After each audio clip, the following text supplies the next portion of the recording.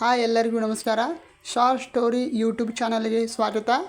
Subscribe ಮಾಡಿ, share ಮಾಡಿ, comment ಮಾಡಿ.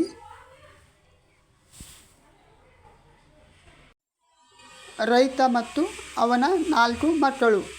ಒಮ್ಮೆ ಒಬ್ಬ ರೈತ ಇದ್ದ. ಅವನು ಹಳ್ಳಿಯಲ್ಲಿ ವಾಸಿಸುತ್ತಿದ್ದನು. ಅವನಿಗೆ 3 ಗಂಡು ಮಕ್ಕಳಿದ್ದರು. ಅವರು ಯಾವಾಗಲೂ ಪರಸ್ಪರ ಜಗಳವಾಡುತ್ತಿದ್ದರು. ರೈತ ತೀವ್ರ ಅನಾರೋಗ್ಯಕ್ಕೆ ಒಳಗಾದ. ತನ್ನ ಮಕ್ಕಳ ವರ್ತನೆಯಿಂದ ರೈತ ತುಂಬ ನೊಂದಿದ್ದ.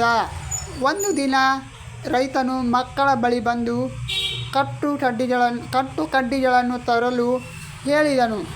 ಅದನ್ನು ಮುರಿಯುವಂತೆ ಕೇಳಿಕೊಂಡನು.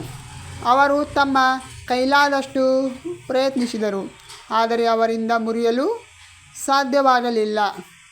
ನಂತರ ರೈತನು ಕಡ್ಡಿಗಳ ಕಟ್ಟನ್ನು ಬಿಚ್ಚಲು ಹೇಳಿದನು. ಕಡ್ಡಿಗಳನ್ನು ಮತ್ತೊಮ್ಮೆ ಮುರಿಯಲು ಹೇಳಿದನು. ಮಕ್ಕಳು ಅವುಗಳನ್ನು ಸುಲಭವಾಗಿ ಮುರಿದರು. ಆಗ ರೈತನು ಹೇಳಿದನು, ನಾವು ಒಗ್ಗೂಡಿ ಇದ್ದರೆ ನಮ್ಮನ್ನು ಮುರಿಯಲು ಯಾರಿಗೂ ಆಗುವುದಿಲ್ಲ, ಮತ್ತು ನಾವು ಒಗ್ಗೂಡಿ ಇರದಿದ್ದರೆ ನಮ್ಮ ಏಕತೆಯನ್ನು ಯಾರೂ ಕೂಡ ಮುರಿಯಬಹುದು ಎಂದು ಹೇಳಿದನು. ಅವರ ಮಕ್ಕಳು ತಮ್ಮ ಪಾಠವನ್ನು ಕಲಿತರು ಮತ್ತು ಶಾಂತಿಯಿಂದ ಬದುಕಲು ಪ್ರಾರಂಭಿಸಿದರು. ಈ ಕಥೆಯಿಂದ ನಮಗೆ ತಿಳಿದು ಬರುವುದು ಏನೆಂದರೆ, ಏಕತೆಯಲ್ಲಿ ಇದೆ ದೊಡ್ಡ ಶಕ್ತಿ. ಅಂದರೆ ಒಗ್ಗಟ್ಟಿನಲ್ಲಿ ಬಲವಿದೆ ಎಂದರ್ಥ.